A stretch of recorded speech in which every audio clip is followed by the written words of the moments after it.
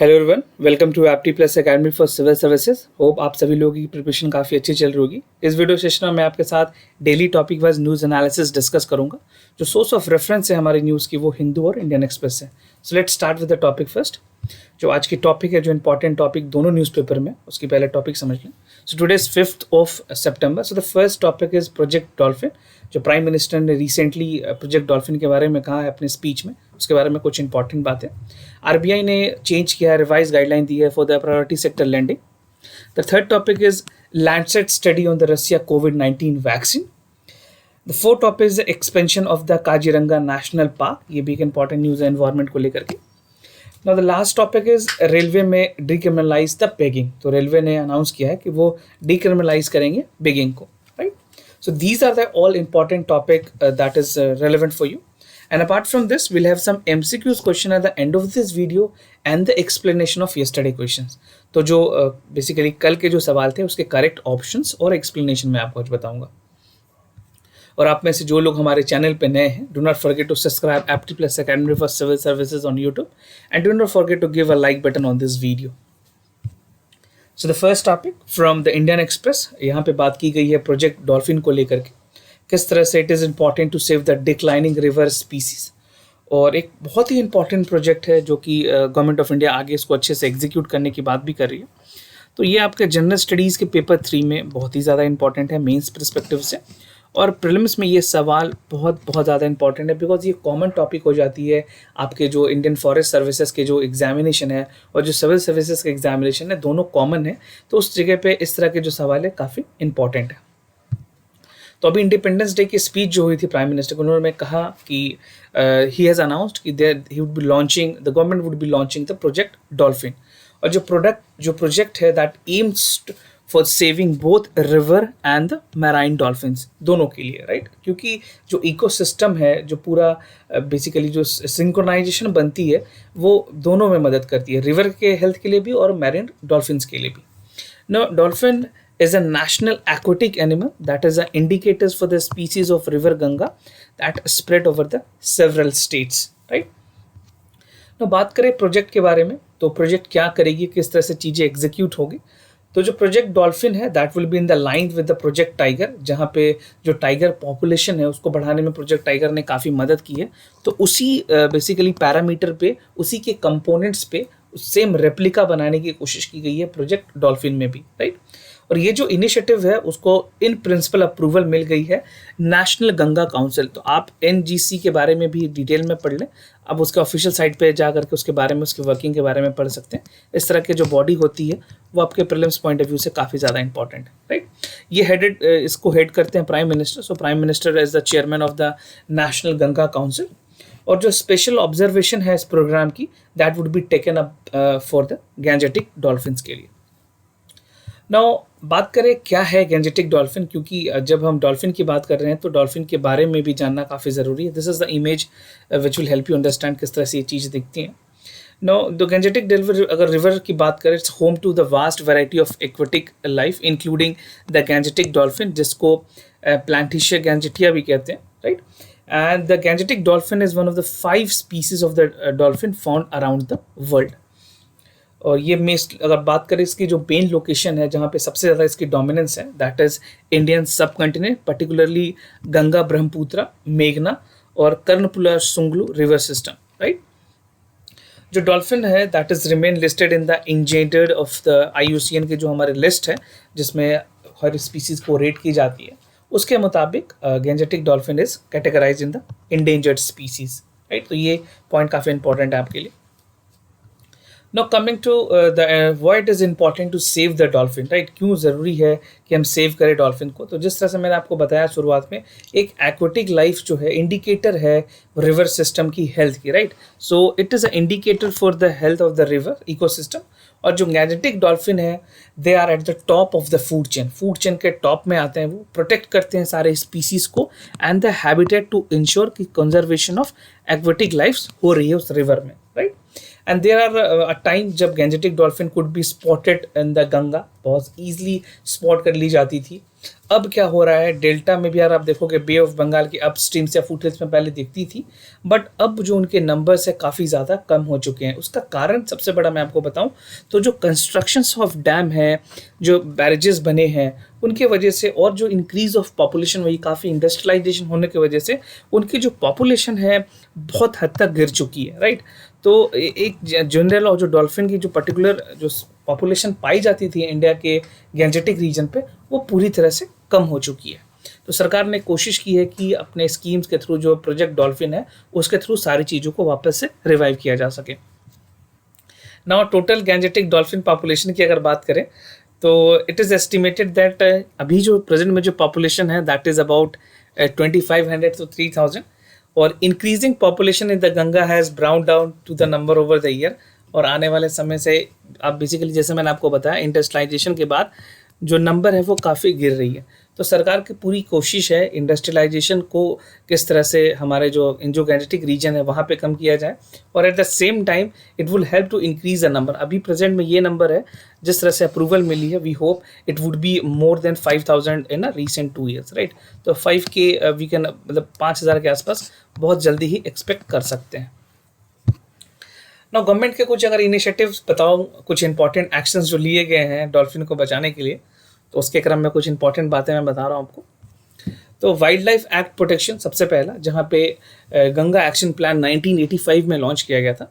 So it is an governmental including Gangetic dolphin. The first it was scheduled under the wild life protection act, जो हमारे Indian wild life protection act है 1972, उसके अंदर इसको रखा गया। और जो पूरा एम था to check the hunting and provide conservation facility to the wildlife centuries.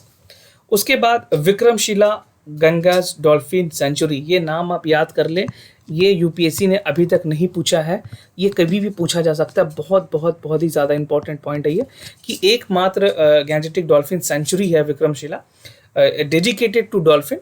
तो ये बिहार में स्टैब्लिश की गई थी इसी एक्ट के थ्रू, राइट। और दूसरे कंजर्वेशन प्लान की अगर बात करें तो गवर्नमेंट ने एक कंजर्वेशन एक्शन प्लान बनाया था जिसका नाम था गंगाज रिवर डॉल्फिन 2010-20 के लिए। यहाँ पे आइडेंटिफाई की गई थी थ्रेट्स को, कि जो गैंजेटिक डॉल्फिन है हमारे, उनको किस किस तरह का थ्रेट्स है, क्या इम्पैक्ट हो रहे हैं रिवर ट्रैफिक की, इरिगेशन कैनाल्स का, डिप्लेक्शन ऑफ प्री वेस्ट into the dolphin populations, right. उसके अलावा जो हमारी नेशनल एक्वाटिक एनिमल है, यहाँ पे national Ganga river basin authority है, इन्होंने गैंजेटिक डॉल्फिन को नेशनल एक्वाटिक एनिमल डिक्लेयर किया है। So this is declare by the national Ganga river basin, और एक नोटिफिकेशन इशू की गई थी इसी क्रम में ministry of environment and forest के द्वारा, जिन्होंने इस चीज़ को कम्प्लीटली नोटिफाइड किया, ऑफिशियल गजेट में मेंटेन हो चुकी है।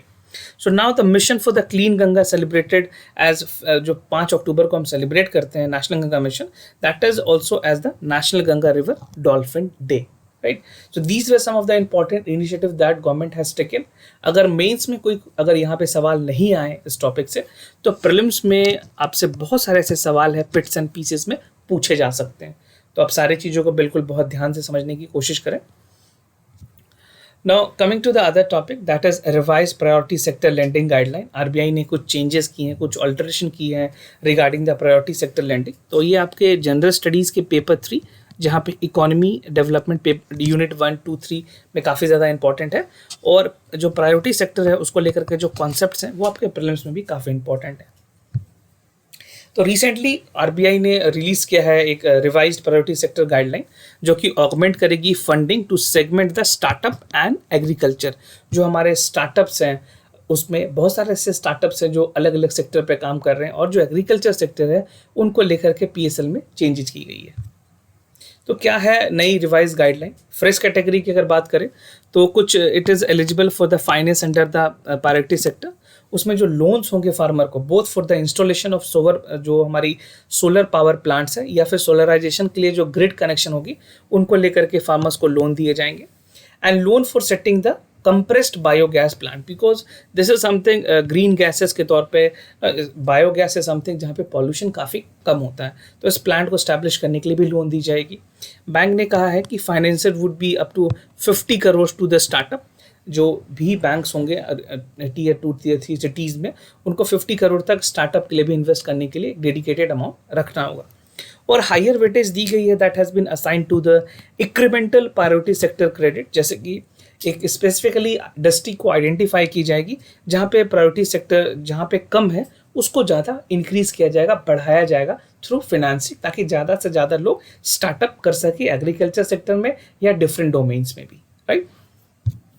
ना रिन्यूएबल एनर्जी की बात करें तो यहाँ की जो लोन की लिमिट थी, so the loan limit for the renewable energy has been double, इसको डबल कर दिया गया है ताकि जो रिन्यूएबल एनर्जी है वहाँ पे ज़्यादा से ज़्यादा स्टार्टअप किया जा सके या जो ऑलरेडी इसमें इंगेज है उनको भी कुछ प्रॉफिट हो सके। Commercial bank have also been instructed to adhere to the revise guideline. ऐसा नहीं है कि जो हमारे सिर्फ नेशनलाइज्ड बैंक है वो ही देंगे, जितने भी कमर्शियल बैंक है, प्राइवेट बैंक है, वो भी रिन्यूएबल सेक्टर में भी लोन दे सकते हैं, right. Now revision to agriculture specific targets की अगर बात करूं तो जो टारगेट है प्रिस्क्राइब की है for small and marginal farmer और जो वीकर सेक्शंस हैं उनके लिए एक फेज्ड मैनर में चीज़ों को इंक्रीज करने की बात की गई है एग्रीकल्चर सेक्टर पे। और जो हायर क्रेडिट लिमिट है that has also been specific to farmer produce organisation, जो हमारे FPOs हैं या जो फार्मर प्रोड्यूस कंपनीज है जिसको FPCs भी कहते हैं, they are undertaking farmer with assured market procedures and predetermined price, right. और बेसिकली मैं आपको यहाँ पे एक चीज़ क्लियर करना चाहता हूँ कि सरकार की एक दूसरी भी कोशिश है कि फार्मर इनकम को डबल किया जाए, राइट। फार्मर इनकम डबल करने के लिए ऐसे छोटे छोटे इनिशिएटिव बहुत ही मददगार साबित होंगे। तो जब भी आप डबलिंग ऑफ फार्मर इनकम लिखें तो ये सारी चीज़ों को भी वहाँ पे ज़रूर मेंशन करें। Now the other topic that is Lancet study on the Russia covid vaccine. Basically Russia ने जिस टाइम पे अनाउंस किया कि वो फेज़ 3 के ट्रायल के बाद अब मास प्रोडक्शन करने जा रहे हैं वैक्सीन की, तो काफ़ी कंट्रोवर्सी हुई। WHO ने भी उसको बेसिकली एक्सेप्ट नहीं किया, दे सेड कि रशिया ने काफ़ी जल्दी में सारी चीज़ें की है। बट एक लैंसेट की जो अब स्टडी आई है उनके मुताबिक इट इज़ कम्प्लीटली सेफ, और ये एक बहुत ही गुड न्यूज़ है। देखते हैं आगे इस कंट्री से इसको इंडिया के साथ हमारी पार्टनरशिप रशिया के साथ काफ़ी अच्छी है। तो जनरल स्टडीज़ के पेपर 3 जहाँ पे आपके टॉपिक में already science and everyday development, science and technology की जो बातें हैं वहाँ पे इंपॉर्टेंट है। और प्रीलिम्स में भी रशिया के लेकर के या फिर जो कोविड-19 की जो वैक्सीन डेवलप हो रही है, तो वैक्सीन से रिलेटेड काफ़ी सवाल प्रीलिम्स में भी इंपॉर्टेंट है। तो एक नई स्टडी पब्लिश की है लैंसेट ने। लैंसेट के बारे में आपको मैं बता दूं, ये one of the most reputed journal है, मेडिकल जर्नल है, जो कि जिसकी जो रिपोर्ट्स होती है वर्ल्ड वाइड काफ़ी ज़्यादा ऑथेंटिकेटेड और रिकॉग्नाइज मानी जाती है, राइट। तो इनके मुताबिक जो 2 शॉट्स वैक्सीन रशिया ने डेवलप किए थे, रशिया की गैमलियर रिसर्च इंस्टीट्यूट ऑफ जो है उन्होंने इस चीज़ को डेवलप किया था, और एक जो इम्यून रिस्पॉन्स देखी गई है उसके जो 76 वॉलंटियर में they have inoculated with the trial, right. कोई भी सीरियस एडवर्स रिएक्शन इस वैक्सीन के बाद नहीं देखे गए उन सारे वॉलंटियर्स में। ये मैं 76 वॉलंटियर की बात कर रहा हूँ। Now this is the first time that the detail of the early human studies, जहाँ पे फेज़ 1 और फेज़ 2 के एग्जैक्ट कॉन्सिक्वेंसेस क्या क्या हुए हैं, जो एंड रिजल्ट की थी, वो सारी चीज़ों को शेयर किया गया। इम्यून रिस्पॉन्स किस तरह थी वॉलंटियर की, वो सारी चीज़ें के बारे में डिटेल में इस जर्नल में पब्लिश की गई है। नाउ 2 कंपोनेंट्स हैं वैक्सीन के, जैसे कि मैंने आपको बताया 2 शॉट्स में देनी। तो first components it's recombinant adenovirus type 26, जिसको RDA26 भी कहते हैं, वेक्टर है, और ये रिकॉम्बिनेंट एडिनोवायरस टाइप 5 RAD5 है। तो ये 2 इंपॉर्टेंट कंपोनेंट हैं इस वैक्सीन के, और both carrying the gene of severe acute respiratory syndrome of the coronavirus, जिसको SARS-CoV-2 के नाम से भी जानते हैं, कोविड-19 के नाम से भी जानते हैं, कोरोना वायरस के नाम से भी जानते हैं। These are the same name use for the कोविड-19। तो जिस तरह से स्पाइक होती है ग्लाइकोप्रोटीन की, वो सारी चीज़ों को ट्रैक की जाती है, देखी जाती है। अब मैं आपको थोड़ा इसके बारे में बता दूं कि एडिनो वायरस होती क्या है, क्योंकि कई बार प्रीलिम्स में यहाँ से भी डायरेक्ट सवाल पूछे जाएंगे। जब बात चल रही है वैक्सीन और वायरसेस की, तो आपको ये भी समझना काफ़ी ज़रूरी है। तो एडिनो वायरस जो है कॉमन तरह के वायरस होते हैं जो कि रेंज ऑफ इलनेसेस को काउज करते हैं, राइट। इसमें मैं अगर आपको कुछ बेसिक डिजीज़ बताऊं, तो जैसे कोल्ड जो है ये भी एक एडिनो वायरस से काउज होती है। Fever, sore throat, bronchitis, pneumonia, diarrhoea और पिंक आइज, जिसको कंजक्टिवाइटिस भी कहते हैं। कई आप लोगों ने आपने देखा होगा, आंखें पूरी तरह से पिंक हो जाती, फूल जाती है। तो ये सारी जो भी कॉमन डिजीज़ है वो एडिनो वायरस ही होती हैं। और adenoviruses commonly affect human and primates and have emerged out to be the platform to develop the vaccine against the कोविड-19। तो एडिनो वायरस का भी रेफरेंस या उसके बारे में समझना भी आपके लिए काफ़ी ज़रूरी है। नो लास्ट मंथ जैसे रशिया के साइंटिस्ट ने डेवलप किया था, फेज 3 के बाद वैक्सीन की बात की गई थी, उन्होंने ऑलमोस्ट 40,000 वॉलंटियर को इसमें कंसिडर किया था। उसके बाद रिजल्ट पब्लिक किए गए थे नवंबर में। नाउ लैंसेट के मुताबिक साइंटिस्ट ने कहा है कि जो भी वॉलंटियर सेलेक्ट किए गए हैं उनको 21 डेज के चेकअप पे रखा गया। उनकी जो हीमोरल रिस्पॉन्स थी बाकायदे 21 डे वो चेक हुई। हिमोरल रिस्पॉन्स के बारे में आपको बता दूं, हिमोरल रिस्पॉन्स का मतलब होता है कि कोई वैक्सीन अगर इंडिविजुअल को दी गई है तो वो किस किस वायरस से लड़ पा रही है, कोई वापस वायरस उसको अटैक तो नहीं कर रहा है। एक तरह से इम्यूनिटी चेक करने का क्राइटेरिया होती है, right. So these are some of the medical terms, I am not getting into much detailed of it, but आपको ये टर्म्स क्लियर होने चाहिए। तो साइंटिस्ट ने क्लेम किया है कि there is no serious adverse event which were reported. तो ये लैंसेट में जो स्टडी पब्लिश की गई है तो इसको हम ऑथेंटिकेट कर सकते हैं, इसके जो इसकी ऑथेंटिसिटी है वो काफ़ी हाई होती है, तो we can rely on the content of that. Now the other topic is expansion of the Kaziranga national Park. एक बहुत ही इंपॉर्टेंट डिसीजन ली गई है गवर्नमेंट की तरफ से, और इस तरह के सवाल आपके प्रीलिम्स के लिए तो मैंडेटरी है, मस्ट है। काजीरंगा नेशनल पार्क के बारे में आप बिल्कुल पढ़ लें डिटेल में, कौन कौन सी यहाँ पे एनिमल्स पाई जाती हैं, क्या स्टेटस है, ये सारी चीज़ें आप आराम से डिटेल में पढ़ लें। तो असम गवर्नमेंट ने रिसेंटली अप्रूव किया है कि जो एडिशनल 30.5 स्क्वायर किलोमीटर्स हैं to basically 884 square kilometer of Kaziranga Park में ऐड किया जाएगा।